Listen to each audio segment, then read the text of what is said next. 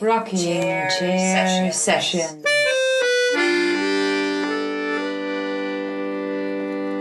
With Elisa Di Battista and Maria Teresa Barbas.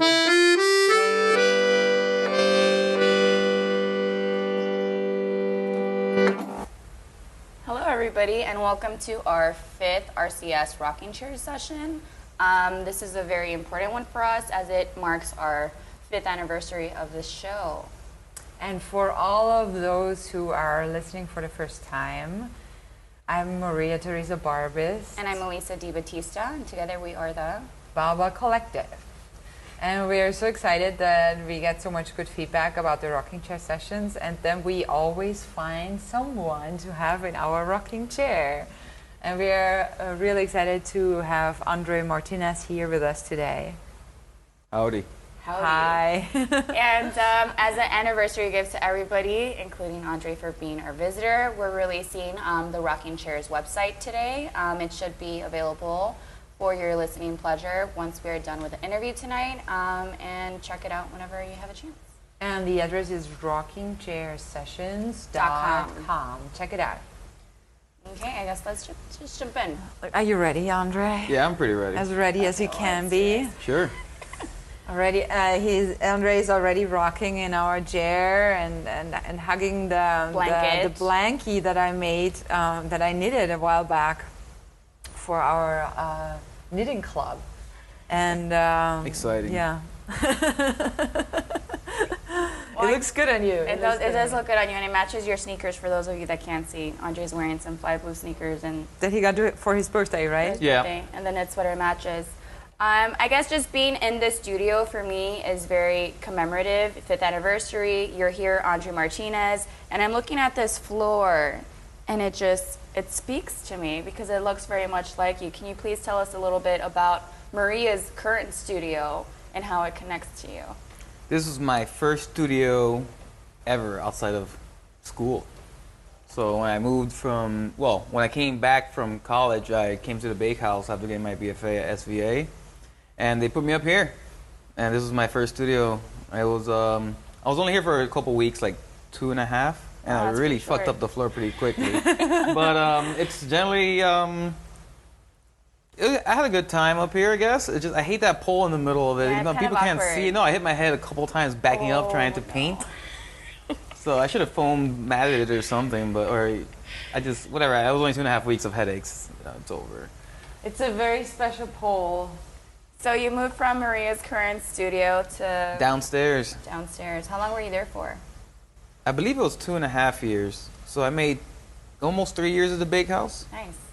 Yeah, it was very interesting. I never had to deal with so many adults and artists, or just zany, weird ass people that I never understood which way I never understood them, because how can you be an artist and have so many restrictions? Unless that's your art, you're restricting yourself.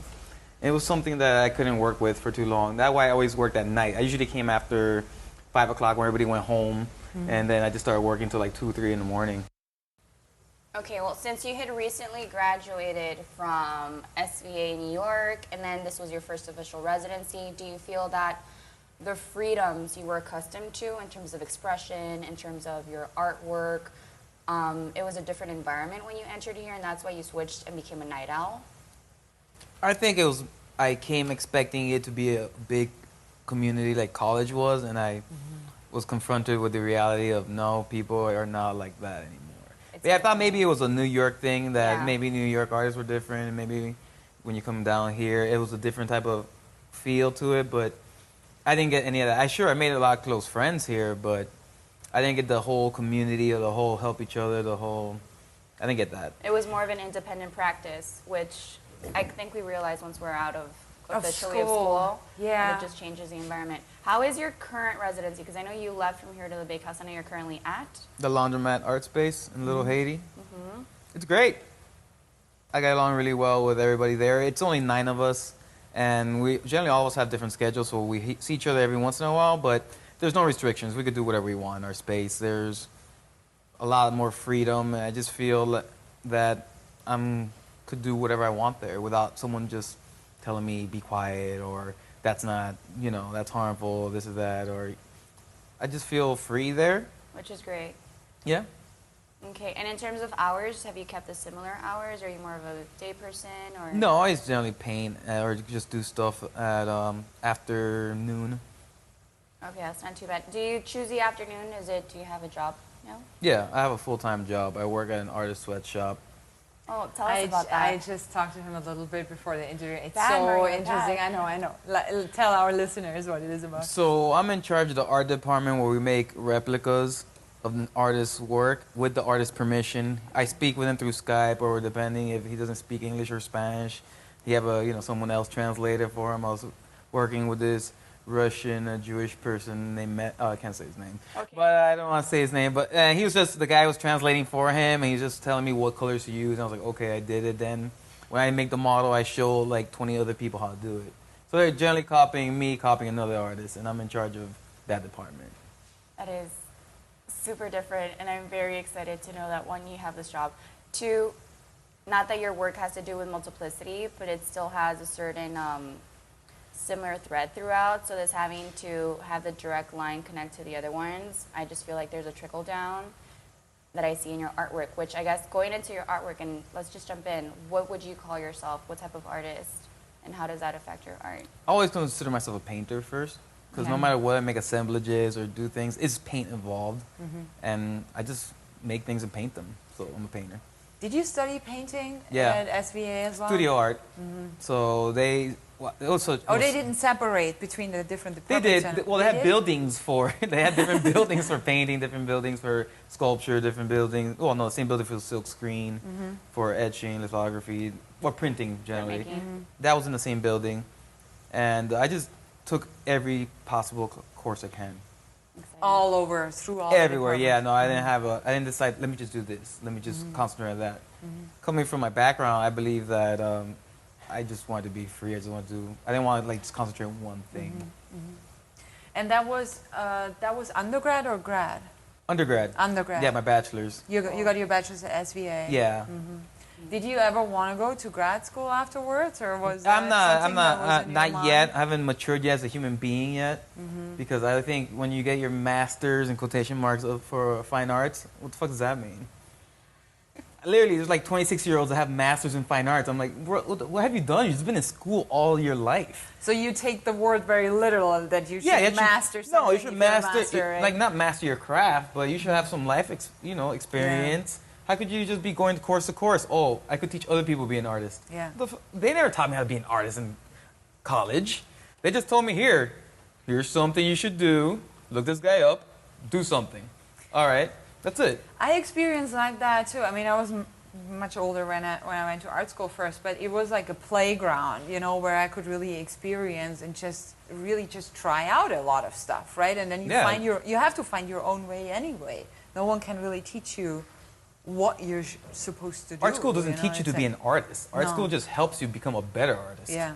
I Or you just waste your parents' money, which a lot of people did go to school for. Like straight up, I went to so many rich kids at SVA. It was pretty awesome. It was their friends. They bought me a bunch of like beer and other shit, so I'll hang out with them. But they were the worst fucking artists. They didn't even need more psychiatrists than more than an art school teacher. These people were shit. Don't get me wrong. I'm still friends with them on Facebook, and they still visit me. We're cool, but they're not artists at all now. I guess it depends on expectations. Like, for example, when you say that you expect a certain mastery, a certain realness, a certain growth to occur before you pursue your master's for yourself as well as for some other people, you expect the same way, I guess, your artwork to take form. Like, you don't think it should just be for whatever sake. You don't want it to be, like, you know what I mean? You don't want it to be non-genuine. Like, I feel your work is so genuine when I look at it. It resonates with me, which is another reason I'm really glad you're here. And in terms of your artwork, I want to know, where do these ideas come from? Because some of your pieces, for example, to quote the one that is cropped out in the image of your preview, it says, this is not a crack house, it's a crack home. Like, where do you come up with these ideas that there's a realness to them? I feel like there's a story behind them. Like, you could sit down and you could open it up and you could have an actual real discussion. It's not just, there's a wit to it, but there's also There's a severity, there's a realness. Could you talk about that a little bit? My inspiration comes from my life. Honestly, like it could be my dreams, it could be my past, it could be me walking down the street, it could just be whatever I'm eating at the moment. It just, if I believe that as an artist, your life is art, to be really, I guess that sounds really damn corny. But at the same time, I would totally sign that. That's at the same time, what it is. I am totally with the corny and puns. My work's filled with that. At the same time, it's very honest because that's how I feel. A lot of pieces in my artwork, I just taken straight from my house. They're actually frames that I have in my house. I just took them off, painted them a different color. Old toys of mine, that my mom wanted to go throw away, but I rescued them from the garbage. And other things that And people turned give them me, into artwork. like my family members or friends just give me things, and I just break them and rearrange them, and then that is generally how I see them. It's almost a portrait of them. If someone gives me anything, I just make something of it, or just keep it in my studio for a couple weeks, and then if nothing resonates with it, I just throw it away. But the crack house, crack home thing is that if you ever know somebody who smoked hard or does heavy drugs, they're still a human being. Sure, they're messed up, but they're, it's something that I've had friends that have done crack, smoked crack, and they've gotten better. I have friends who haven't. And it sucks, and it's something that you just live with. Therefore, I know somebody who actually did smoke crack and had a family, and he'll just go to work, and then he'll go right after work, tuck his daughter to sleep, and then smoke crack. And he managed to function still.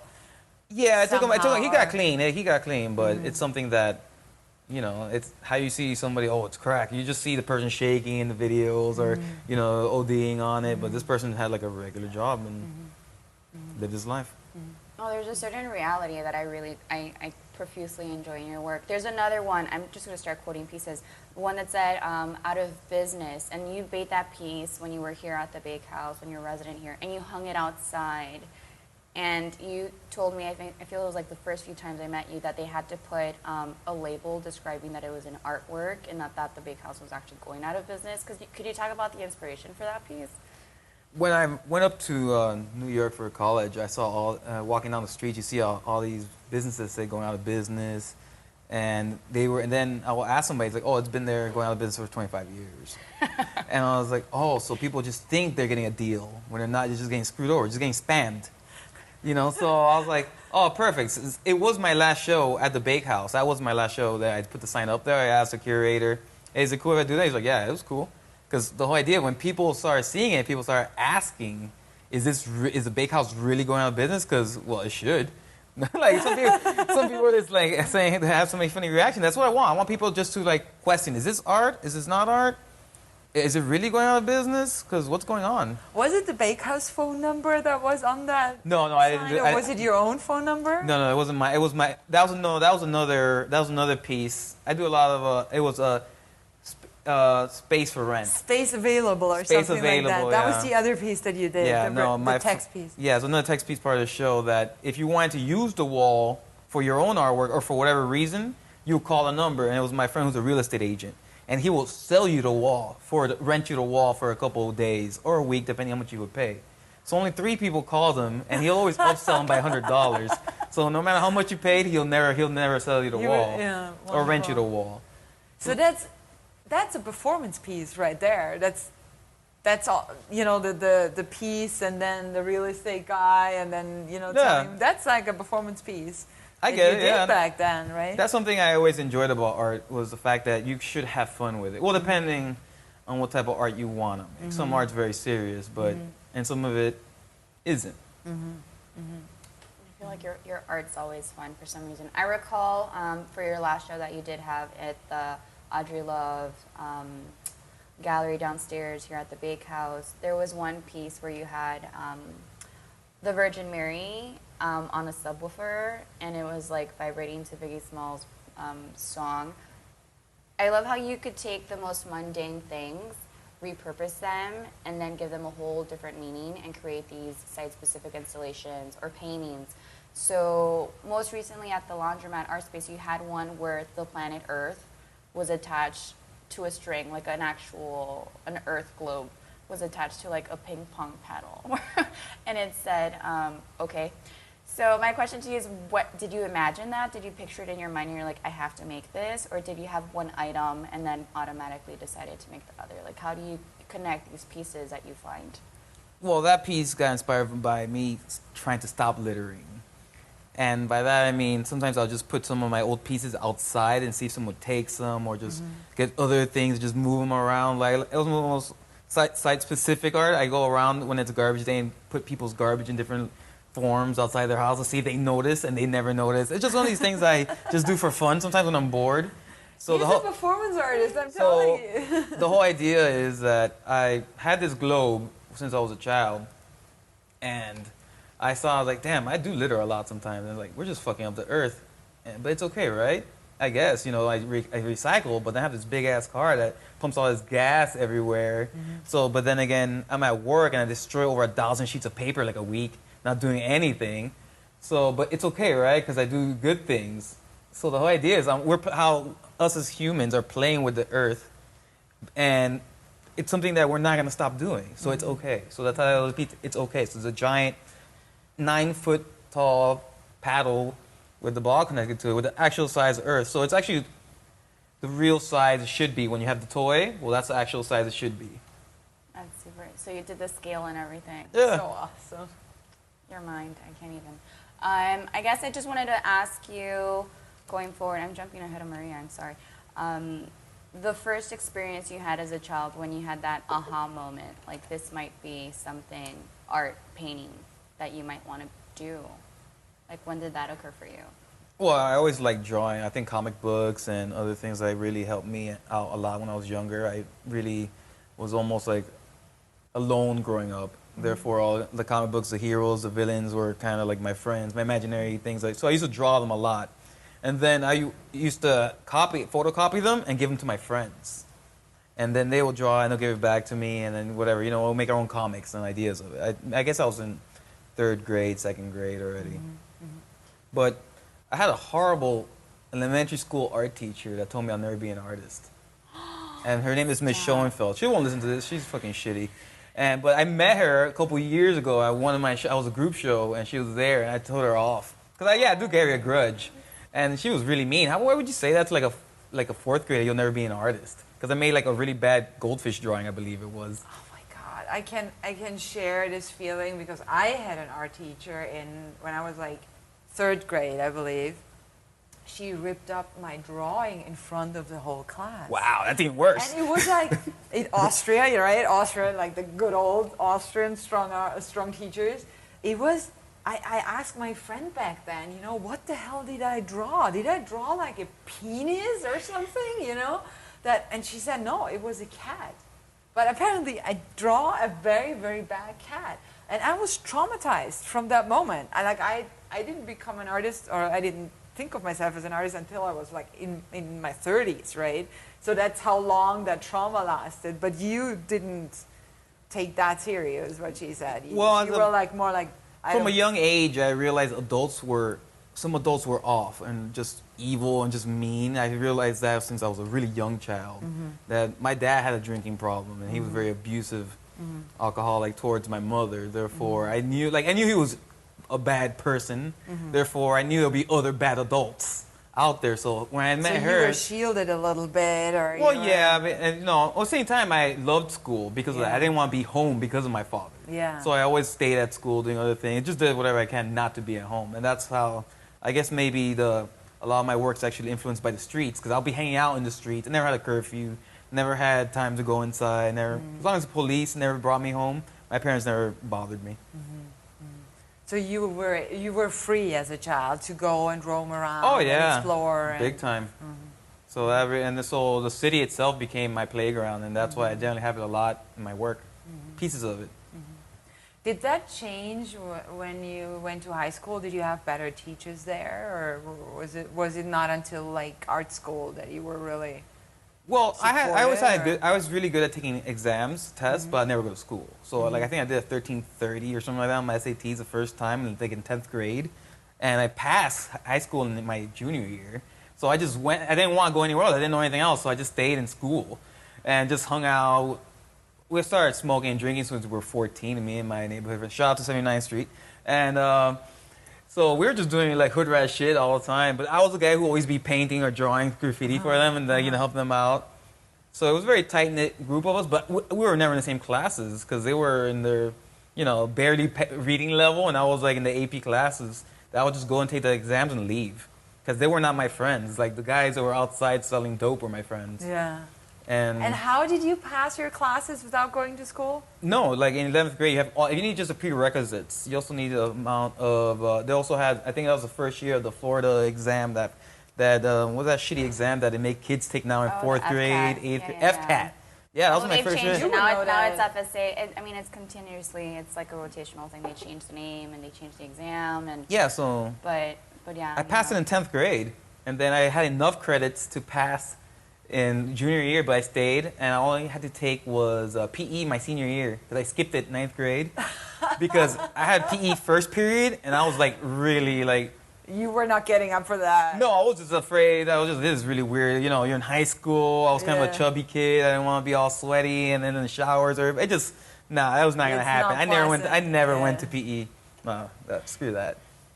So I took it like in PE for like 2 periods in my senior year, and then the rest of them were arts class. I was the art club president my senior year. Wow. Yeah, no, I was really into it because I liked the teacher, but she wasn't a very good art teacher, but she helped me with my portfolio, and we had the second biggest like extracurricular group in the whole school because I got all my friends to join, and we all went on field trips every 3 weeks to museums, Vizcaya. We did a bunch of... Wow. Yeah, no, it was good. But most of them didn't give a shit about art. They just wanted to get out of class. But you motivated them to still join the club. We went to museums and... enrich them culturally. Oh, barely. They still come to my art shows and be like, what's that? That's like a picture of our friend. They're like, that's not art. That's that guy that hangs out on our block. I was like, I know, but whatever, I guess I also wanted to talk about, since you are local and you are homegrown here in Florida, South Florida, Hialeah, how that comes about, like the materials, the colors, the symbology of that area and how that enters into your artwork. If you could talk a little bit about that. Well, my parents were both immigrants from different countries. They came here and they settled down in Hialeah. From where are your parents? My dad's Cuban and my mom's mixed. My mom's Peruvian, Brazilian. Mm-hmm. Nice, so you're mega exotic. Sure. And then they settled down in Hialeah, and I grew up there, born and raised in the county of Dade. I think, am I your first like real artist from Miami? Yeah, I was like really from Miami. I think Jason's born. Homestead. Homestead, man. Get out of here. But Homestead still Miami? I still consider it to be, South Florida. But I feel like you in your artwork, it seeps in. It's an integral part of who you are as an artist. Miami. Yeah, it's very Miami art, which is really funny because Miami, I don't show most of my artwork in Miami. I show it like in New York, Chicago, LA, but not here. You motherfuckers don't like us. How is that? I have no idea. It doesn't make sense. Like to me, most of the... Is it kind of like what we say in Austria? Sometimes you have to leave your hometown kind of to be successful, because they don't see the value in you. If you're from here, you're more valued elsewhere. Well, funny enough, my first museum solo show was because of the Bakehouse. They came to see other artists, and they just stumbled upon my studio, and I wasn't there, and I spoke with the people, not knowing they were from a museum, and they picked me out of everybody here to have a show. That's amazing. Yeah, what museum was that? FGCU, the Florida Gulf Coast University Museum, up north to the west. It was like 3.5-hour drive from here. So no, that was a really cool. Wow, show. That's exciting. It was to have that right out of school, basically, right? Yeah. So that was pretty interesting, but I guess because the city itself inspires me so much. Sometimes just seeing the houses, the colors. But I get inspired by the food we eat. I think when I went to Little Haiti, I saw a jackfruit for the first time, which is really weird. It kind of freaked me out that, how it looks. So I used its colors to make paintings. But even itself, like pieces of my old house, I would use in my artwork itself. Like the old bars that we had. It's something that I've been dealing with for the same time. Almost how these bars, we have them outside our windows. They keep us safe, but they also keep us in. So this whole jail mentality, especially within minorities ourselves now, that we feel that we have to stay controlled or we can't be free. We're afraid of each other. It's something I guess is going to be seen a lot in my new upcoming work. Yeah. Well, I guess I really wanted to ask about, so you were in Hialeah growing up, you went to school there, and then was it right after that you went to New York? Like Yeah. Right after graduation? How was that for you? Like the big city, like It wasn't. everything's I wasn't that different. scared. I was actually sad that I didn't have any friends up there, but Because your friends were here, right? yeah, all They my were- friends were done. yeah. I knew some people that were there, like a year older than me, but not really anyone close up there.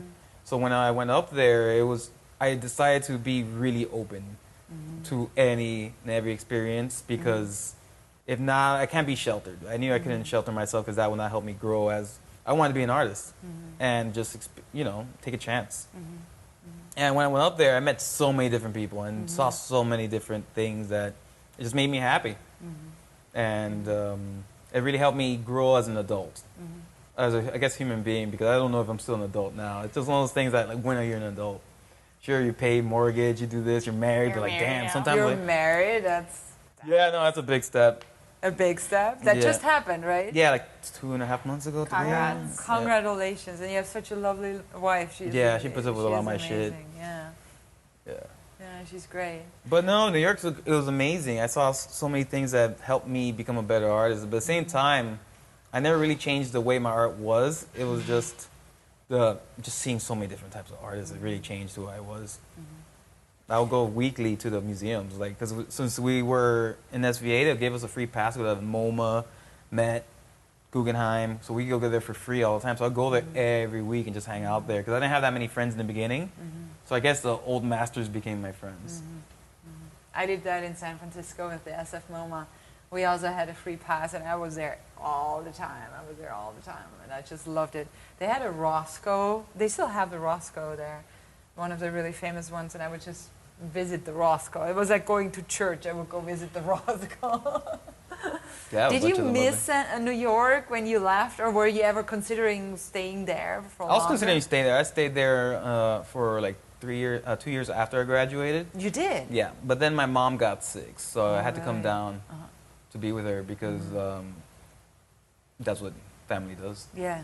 And I didn't mind coming back. It was kind of like going back to the future to a certain degree. I was like, wow, you guys are still doing the same shit. All right, that's interesting to say, but you have kids now. All right, damn. All right. and that's when you applied to the bakehouse. Yeah, I started working at a gallery, and then I met somebody who started working here at the bakehouse and told me to apply. I was like, okay. Applied, got in like 2 months later, and then moved in. That's history. Cool. I wanted to ask you, since you discussed colors, can you be a little bit more specific about the colors you use in your artwork and why? I think they're really influenced by the houses. I use a lot of pink because my house is pink. So I use a lot. Therefore, when I use the color pink, I think of my house. I think of the tiles around me. It just resembles a home. The pastel color is very Miami, very Art Deco. And sometimes I mix like the graffiti clan colors on top of it because that's houses around me. Sometimes they're graffitied. It's almost as if I'm taking a snapshot with my mind and I'm trying to recreate it in an artistic way for someone else to see it. Okay. And the reason why I'm like singling out colors, it's because I feel like the newer work that I've seen on your Instagram feed and including in your studio, it goes from those Miami Art Deco, the pinks, the turquoises, the teals. It goes to black, and the material itself changes. You're starting to use tar in your artwork. Can you tell us about this new body of work that you're entering, which is away from those really bright, colorful colors? Like, what is it? The subject matter? Is it the material? Speak to us. What's going on? I think it's about mortality too, about how everything fades to black and how the Miami sun just scorches the earth. Because if you're out there for a long time, you feel the heat. So I think one of my pieces I made was painted all black. I was listening to a Jay-Z song called All Black Everything off his the Black album, actually. There you go. So I painted everything black. I was like, wow, this looks pretty cool. But it was generally how you see things at night. So it's something that I love being outside at night. It's something I like. I am a night owl. I like walking around in the darkness. I like that better than the daylight. Actually, I don't like being outside in the sun for some reason. And It's hot. Well, yeah. And it's bright, and it's like, yeah. But the tar pieces were done because I helped my uncle for like 3 weeks putting tar on top of people's houses.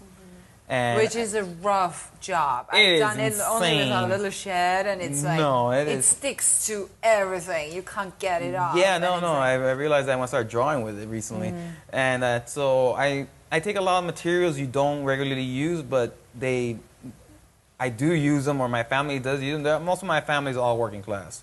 None of them are artists.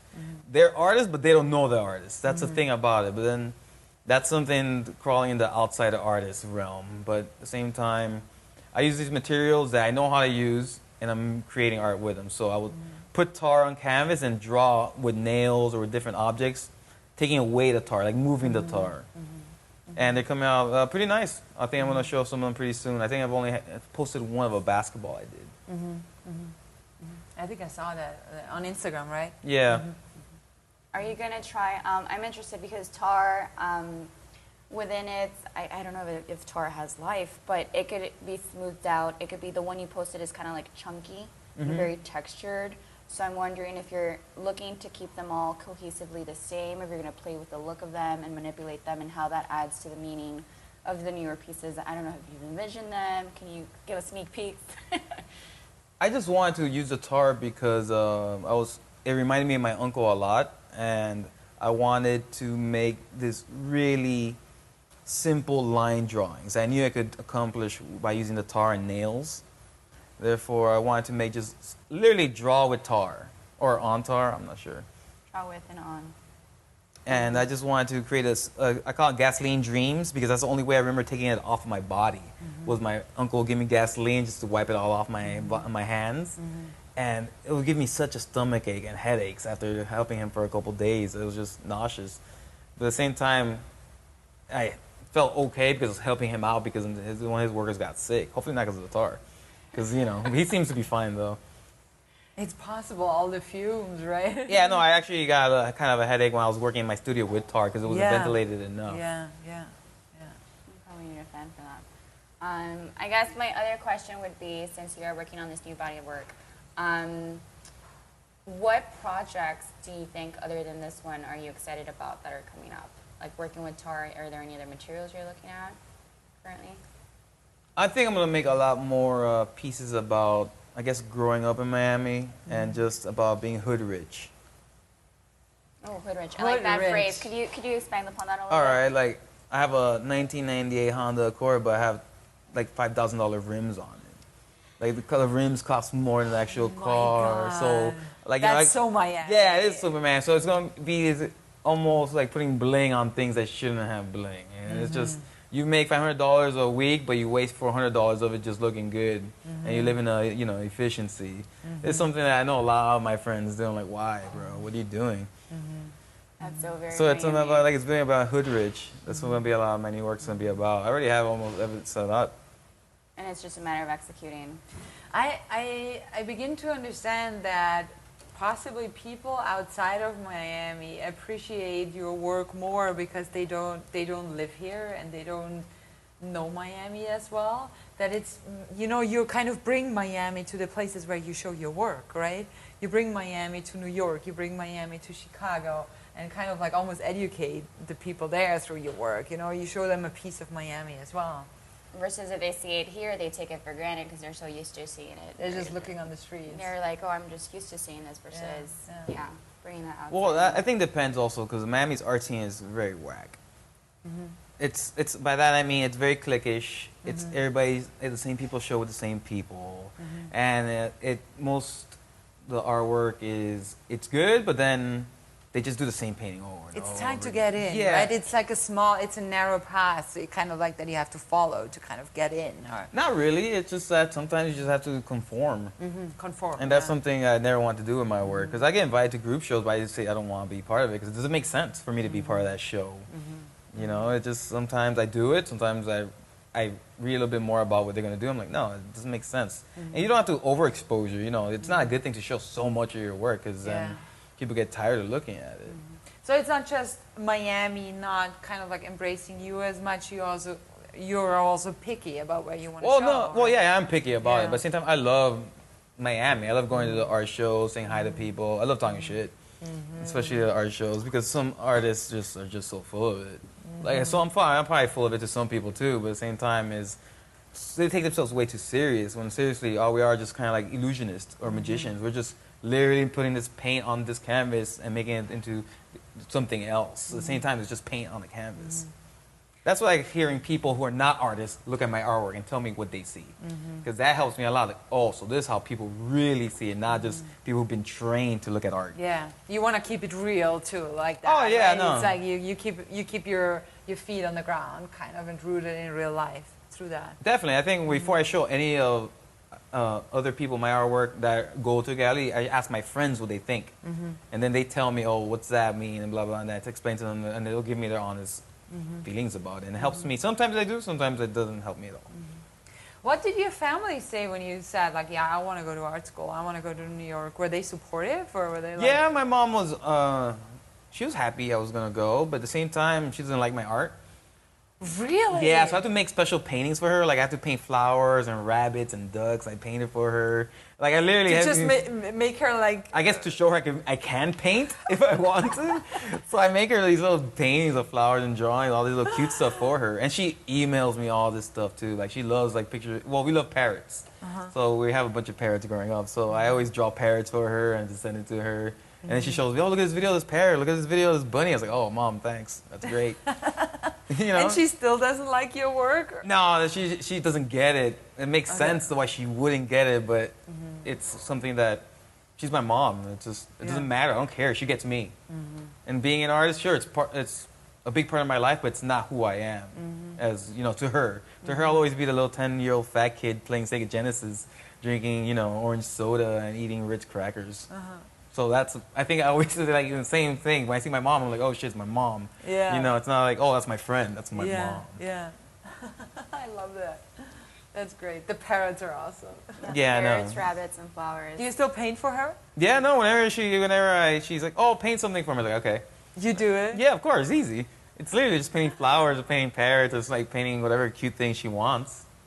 You're a great son. My husband, he was a painter too. He's always supposed to paint the Guadalupe, Oh my God, yeah. you know, for his mother, and he would never do it. He was like, she's waiting for years now for him to paint the Guadalupe.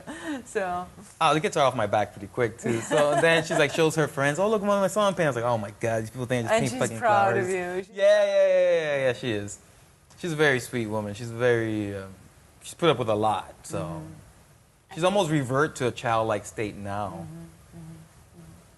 Does she still live in Miami? Yeah. Yeah, no, she's good. She's retired. She just hangs out, takes care of her gardens and her parrots. That's it. And has time to send you videos of such. Yeah, no, like at least 5 a day, or like bad jokes or all these other things she sends me. So I keep them all, so like in my Dropbox. Do any of these things eventually enter your artwork, or would you ever consider making an artwork or exhibition based upon these subjects that your mom sent to you? Hell no. Like, But with a twist. But like I will. No, I was gonna say. Andrew Martinez version. Me and my mom love going to garage sales and church sales, and we love kitschy shit. So that's what you share. Yes, that's something. She has like 10,000 little ornaments in her house. Nice. Like she is a hoarder for ornaments. Which is so great because I see that in your artwork, that element. Yeah, no, exactly. I use a lot of them too. The ones she doesn't like, I just take, or the ones I want, I just take them from and switch it with another one. Like I literally would go to a garage. I make my wife stop. Hey, let's go to this garage sale. I was like, oh shit, I don't have cash. So I go to the ATM, come back and get cash, and just buy the most random bullshit I'm never gonna use. Sometimes I just give it to her, and we just talk about it. And we look at it, and that's how I guess with a bond we got through that. So. The kitschiness is something that we grew up with because in our household, we never had silverware that matched, cups that matched, frame. Not all the frames looked exactly the same, but that's something that made it unique to us. Every time you use this fork, oh, it reminds you of this person. You use this cup, it reminds you of that time we got this cup, at a Taco Bell by wherever. Or it's something that made it like unique to us. Therefore, all my paintings I can't replicate my paintings. It's a piece that I took from, myself, and I'm just putting it out there. So it would be really difficult for me to make the same painting over and over again because I can't get the same objects, or I can't get the same paint or the way I did it. It's a one-time thing, and it's like that's it. You're moving on. Exactly. That's something I also cherish about it because it's a moment in my life that I just made. Do you feel that some of your paintings or some of your pieces are also like self-portraits? Well, yeah, I guess it's just pieces, almost Or pieces of parts my, of- yeah, parts of me, yeah, like the memories. Something I've been trying to use, infuse my work with is manliness or like this male aggression. Something I haven't liked a lot recently with our world is how men are just not painting like men should.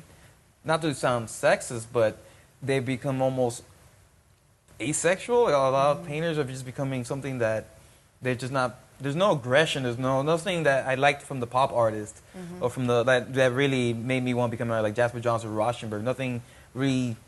Even the Harlem Renaissance had this really strong edginess to it that really helped me become an artist.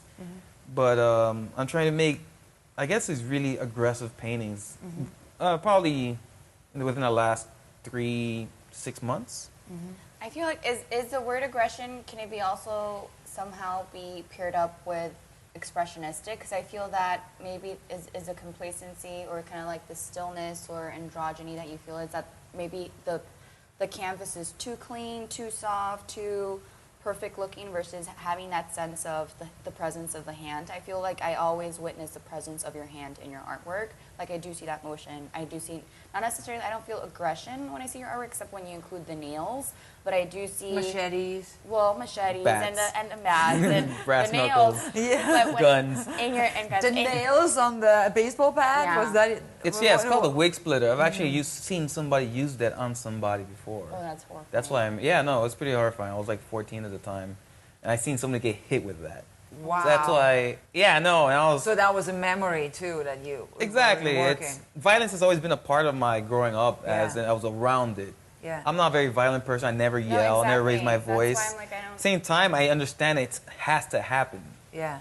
As in, it shouldn't happen, but it happens. I guess it shouldn't happen, but it happens But a it lot. happens, It happens yeah. a lot all around us. It's something that has been. I try to focus on to almost capture it, but in a way that's whimsical. But it's called a wig splitter because it splits your wig open, which means your head. Yeah. Intense.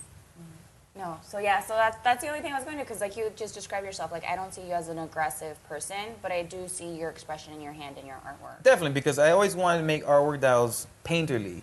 I don't generally want my work to be very photorealistic or it looked like I didn't make it, because that's not where I'm going with the work. I want the work to be, very hands-on. It generally is, almost like craftsman. Your craftsmanship to your work. There is one more piece that Elisa wanted to talk about. It's the side piece space. No, it's not a piece. It's a space. It's an actual space. I'm interested in how the idea for the side piece space in Little Haiti came about. If you could talk to us a little bit about that. When we moved to Laundromat, there was literally a side opening to the building that no one is using, and I decided to just clean it up and show artists that don't show in galleries or people who want to show their artwork that it's not meant for the clean white walls. It's just meant for the public to see. So it's open 24 hours a day. It should be protected from, let's say, I guess animals or something, because it only has bars holding it from the outside. And I try to show artists that want to get some kind of reaction from people. So there's a mailbox with the information for the artist. If they want to get in contact, they contact directly the artist. And something I wanted to create just to help people show their work without the consequences of galleries or anything like that. Because it's called side piece, as in your main piece could be the gallery that represents you, but you don't have to give your real name. This is your side piece. It's like you're cheating on the gallery with this. It comes from the hip-hop culture. Oh, really? I didn't know that. I didn't know that that was the expression for it. So it's basically you kind of, you don't... Your girlfriend, not your wife. That's what it is. Like, you're married to this woman, but you have a girlfriend too that you don't really talk about. That's what your gallery is. Well, it's basically a gallery, right? Yeah, You're yeah. the curator. Yeah. But I also give the artists who want to show there. I've had 2 Chicago artists show there, not use their real names, because they just want to see how people react to it. Oh, wow. And I'm like, and I know them, and I was like, okay, man, put whatever name you want. I don't care. I just want to see how people react. That we paste artists that just want to do something different, because they're just used to doing certain type of paintings that they're known for it, and so they feel like I gotta make the same type of painting. If not, people are not gonna like me no more, which sucks. That's something I don't like about the whole art world. So Yeah, you have to give up your freedom at some point if you want to be like commercially successful, I guess. You do have to have to stick with what you've been doing for a while, or you might lose clients, you know, or it might not go so well. So I can understand that.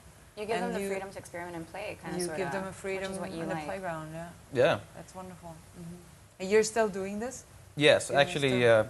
Elise showed there recently because for Oh, her show, for her right. show that they had a laundromat. She said she wanted this piece to put outside. I was like, okay, yeah, I don't mind it putting outside because it was so awkwardly put in there that it made sense. It looked like it's like, well, how the hell did they get it in there? And it's one of those pieces. I think it was pretty funny. What did it say? Because usually it's text, right? It was a haiku. It said, "Keep your eyes open. These crystal clear waters are filled with starving sharks." And the letters are reflective. And I think it's funny because being in the neighborhood that it's in, I feel sometimes a lot of people, you know, we used to have a crack house next door. Trap house. Trap house, sorry. Well, we don't know what was in it, but yes, trap house next door to the laundromats. I thought, you know, there's a lot of sharks out there. Yeah. Yeah, so she's the first person actually to use her real name to show there. Yeah, I'm not scared. Well, yeah, no, I don't think there's anything about being scared. But yeah. Yeah, well, Trap House is gone now. Rest in peace, Trap Rest in House. peace, trap house.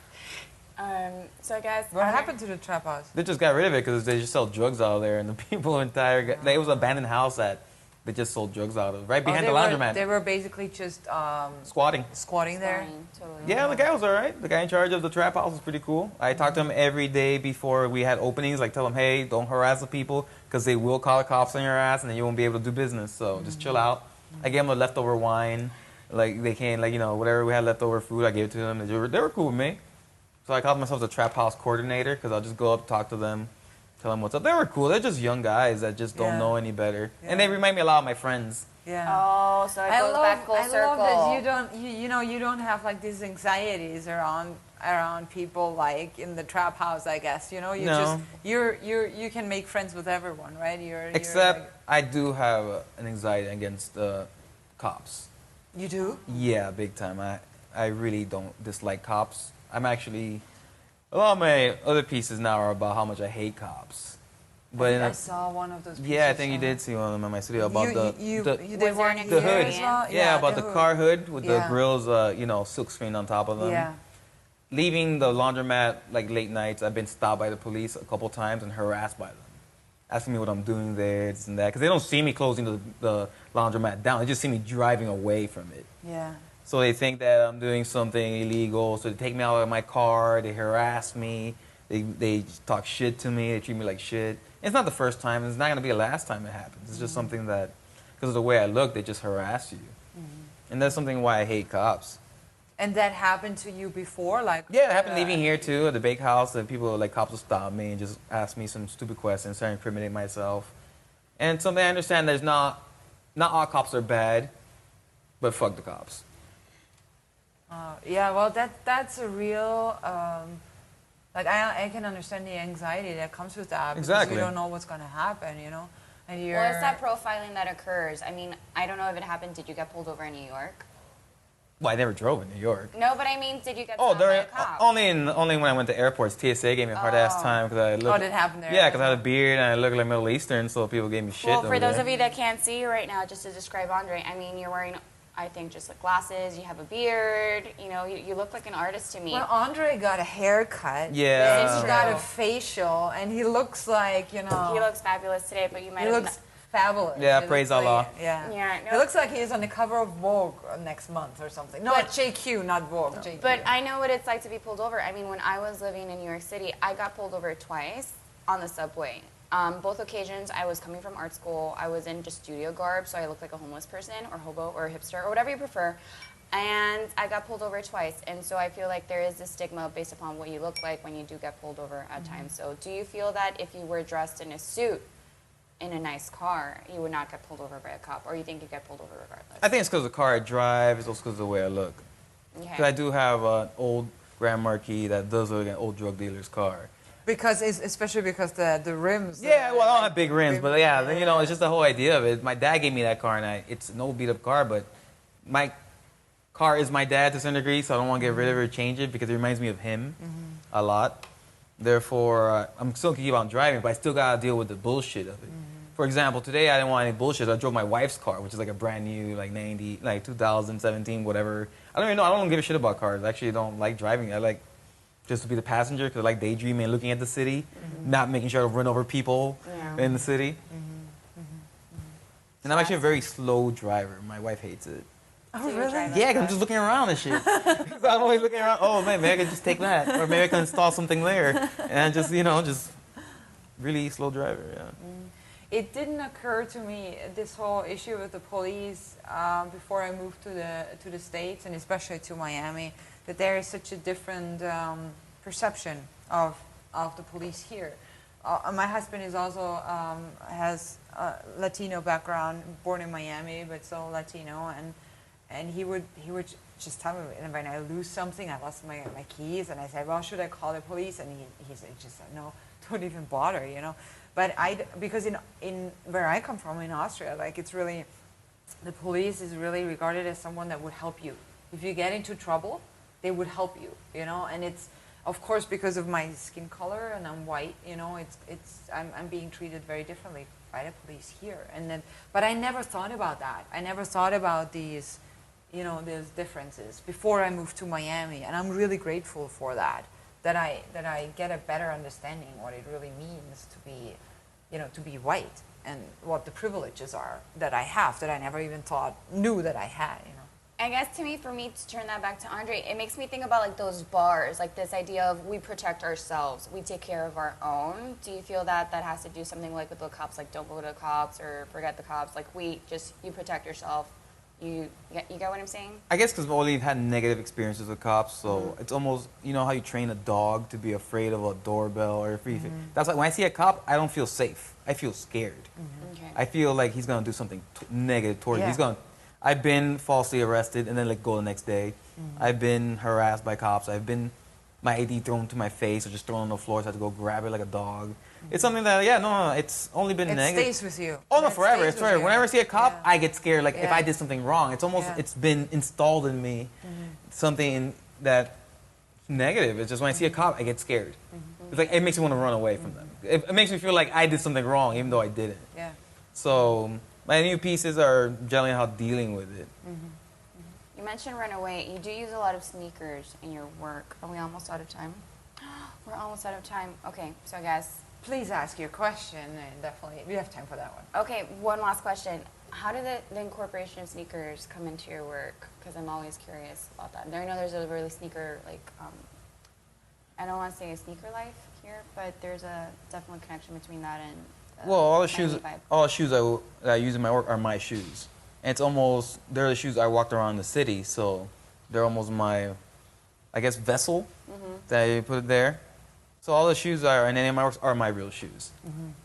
And you retire them because? They just got shitty. So I don't like to throw nothing away. My mom hoards everything, and therefore I hoard stuff in my studio because my wife won't let me do it at home. And you use it in your artwork. Yeah, no, well, of course, other stuff I throw away, but shoes, I love shoes too. Like, I think they're cool. Okay. All right, we have our very last question, and you came prepared, so this is a magical rocking chair that you've been rocking for the last hour, and it grants you 3 wishes.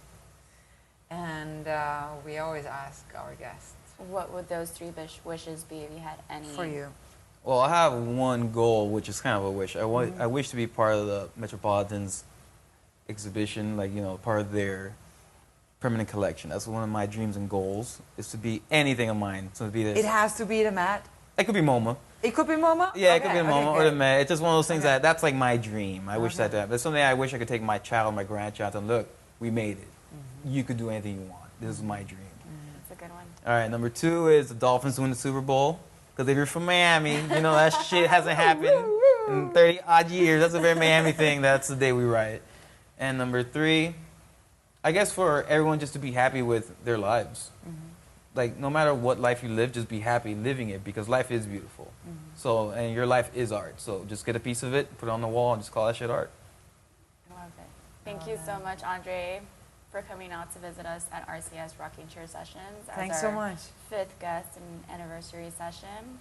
Thank you, Maria, for being here. Thank you, Elisa. And I think that's a wrap. That's a wrap. So thanks to all our listeners again. And we're going to hear you again next week with Same our time, same station with a new guest. Do we know who's coming? yes, Mr. Claudio Roncoli, Ooh, Mr. Claudio Roncoli. which I will be translating for him. It's going to be in Spanish, Spanglish. Spanglish and English. Muy bueno. Muy bueno. Muy bien. Muchas gracias y Have a hasta good night. luego. Yes.